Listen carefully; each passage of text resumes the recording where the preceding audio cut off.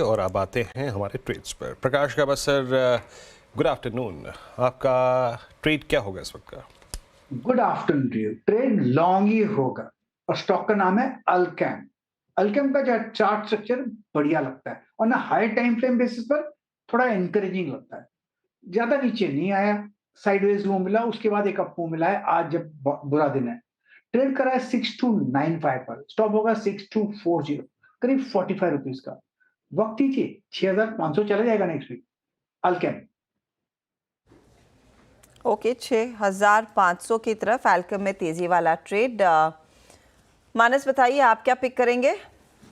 अर्चना जी, तो देखिए आईआरसीटीसी में बिकवाली करने की राय रहेगी। अगर हम पैटर्न देखें तो कल हमें इंडिकेशन मिल गया था आईआरसीटीसी में रिवर्सल के, जब स्टॉक ने 900 का एक बहुत ही अहम सपोर्ट ब्रीच किया था। आज पुलबैक में भी स्टॉक हाई लेवल पे सस्टेन नहीं हो पाया। पैटर्न को देख के लग रहा है कि गिरावट बढ़ सकती है, इसलिए आईआरसीटीसी के फ्यूचर में बिकवाली करने की राय रहेगी। 891 891 रुपए के स्टॉप लॉस के साथ यहाँ पर बिकवाली करेंगे और 840 840 तक के टारगेट्स पॉसिबल है आईआरसीटीसी के फ्यूचर में।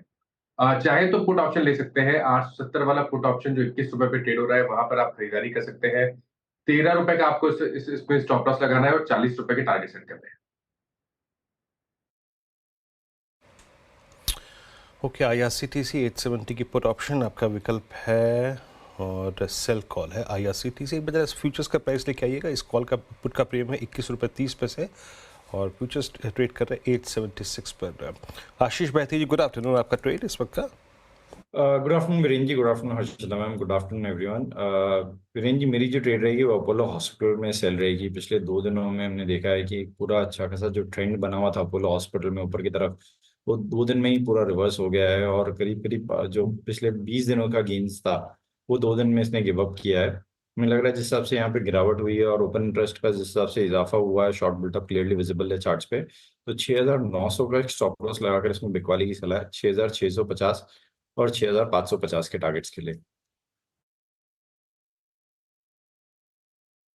ओके, अपोलो हॉस्पिटल्स यहाँ पे सेल है और देखिए ये थोड़ा सिक्योर स्पेस था, बट अब 6780। देखिए प्रॉफिट्स जब निकलना शुरू करते हैं तो फिर ये नहीं देखते हैं कि वो पॉकेट है कौन सा। अब आप देखिए अपोलो हॉस्पिटल्स ये भी आज सिंक होता हुआ, और मीन वाइल आप सेलिंग के की जो मैग्नीट्यूड है ना उसको आप देखिए। एक बार एड्रेस आप बजाज फाइनेंस रखिए। अभी भी मेरे स्क्रीन पे जो एक सिस्टम अलर्ट आया उसमें Bajaj finance is at 7178 below 50 day exponential moving average. 2 दिन पहले ये स्टॉक था 7700 और इनफैक्ट मैं खुद ही आई थिंक इसको रीड कर रहा था, स्ट्रॉन्ग लग रहा था मेरे को। बट 2 दिन में आप सेलिंग के क्वांटम को देखिए, 7184, गजब सेलिंग है। रचना जी, गुड आफ्टरनून। आपका व्यू इस वक्त मैम और आपका ट्रेड इस वक्त का? जी गुड आफ्टरनून। और मैक्रो फैक्टर्स और ऑयल एंड बॉयल एक्सेट्रा और ग्लोबल इवेंट पैन आउट जिस हिसाब से चल रहे हैं उस हिसाब से हमारा व्यू तो नेगेटिव ही रखना पड़ेगा हमें, और we will stay on the short side. Oil and boil की थीम से आप हिंदुस्तान यूनिलीवर वगैरह को ध्यान में रख सकते हैं, एंड एफआईआईज वगैरह जो सेलिंग आ रही है उसके हिसाब से हम एक शॉर्ट ट्रेड देना चाहेंगे which will be in Bajaj Finserv. तो बजाज फिनसर्व में हम एक शॉर्ट ट्रेड यहाँ पे डिजाइन करेंगे जहां पे 1892 के करीब फ्यूचर्स पे प्राइस है। अगर इसको यहीं पे शॉर्ट करा जाए और 1910 का एसएल लगाया जाए तो पूरी मार्केट में भी, जैसे आपने अभी बताया, लास्ट आवर में कोलैप्स का चांस बहुत हाई है, उस हिसाब से हम भी यहाँ पे कोलैप्स में इंक्रीमेंट की उम्मीद रखते हैं। और डाउन साइड पे हमारा टारगेट हो सकता है 1850 एंड 1800। 1850 देखिए, गावा जी को छोड़ के सारी ट्रेड्स वो मंदी की तरफ ही आए हैं। राजेश सातपुते जी, आपकी बारी, बताइए क्या ट्रेड है, तेजी या मंदी? गुड आफ्टरनून हर्षदा जी, गुड आफ्टरनून एवरीवन। हर्षदा जी, देखिए ओवरऑल चार्ट देख के तो मंदी का माने यहाँ पे मुझे लगता है कि बहुत सारे ब्रेकडाउन आ रहे हैं, तो उसमें से एक मैं चूज कर रहा हूँ, वो है वोल्टास। वोल्टास हम देख रहे थे कि 1850 के ऊपर ये मेंटेन कर रहा था, पूरे पूरे चांसेस थे कि एक शॉर्ट कवरिंग ट्रिगर हो, लेकिन हुआ नहीं। और जिस तरह से इसने 1850 तोड़ा है with gain in open interest, यहाँ पे शॉर्ट बिल्टअप है। तो वोल्टास बेचे 1850 के स्टॉप लॉस के साथ। इसका जो टारगेट है वो है रहेगा 1760 का।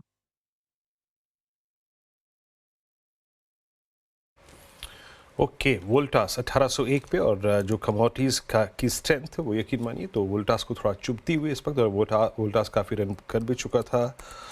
और वोल्टास 1801 पे इस प्राइस का मतलब क्या है समझ लीजिएगा कि यस, वोल्टास में पॉसिबली 8 अगस्त के बाद पहली बार एक नेगेटिव क्रॉसओवर 1020 का और प्राइस 20 डे एक्सपोनेंशियल के नीचे ट्रेड करता हुआ। राजेश अग्रवाल जी हमारे साथ जुड़ चुके हैं। राजेश जी गुड आफ्टरनून, कार्यक्रम में स्वागत है। और ये intensify selling, record selling in fact आप कह सकते हैं इसे, 15,000 करोड़ रुपए की कल, और आज लार्ज कैप का हाल देख के राजेश जी लग रहा है कि अभी भी कोई अगर आप देखें शायद बख्शने के मूड में नहीं है वो, और स्पेशली जो पिछले 3 महीने का वर्टिकल राइज था वो तो अंडर द थ्रेट है ही। आप क्या मानते हैं कि बाइंग अभी करनी चाहिए, थोड़ा वेट करें, क्लैरिटी आ जाए कुछ इश्यूज को लेके, स्पेशली क्रूड और आई थिंक ये जियोपॉलिटिकल टेंशंस? आपने अप्रोच क्या रखी है क्लाइंट्स के साथ, क्या व्यू शेयर किया है? गुड आफ्टरनून वीरेंद्र जी, हर्षिता जी, पैनल में भी जो में मित्रगण है, सबको नमस्कार। आपने सही कहा कि लास्ट 2-3 महीने की जो तेजी थी, लास्ट 2-3 दिन में ही उड़ती हुई नजर आई। मंदी का आलम खास करके लार्ज कैप स्टॉक्स में तो इस बात से ही देखा जा सकता है कि जहां निफ्टी को अगर आप देखो तो 4-5% टूटा है, और रिलायंस जैसा दिग्गज 13-14% टूट गया है।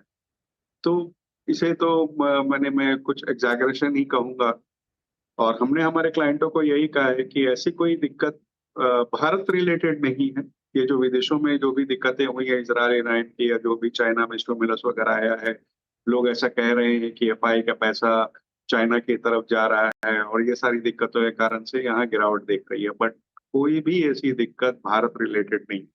क्रूड जिसका आपने जिक्र किया, पिछले कई महीनों से 70-80 के बीच में घूम रहा था, और इतनी बड़ी टेंशन के बावजूद अभी बढ़ा है, इससे मैं नकार नहीं रहा हूं, लेकिन अभी भी 80 के नीचे है।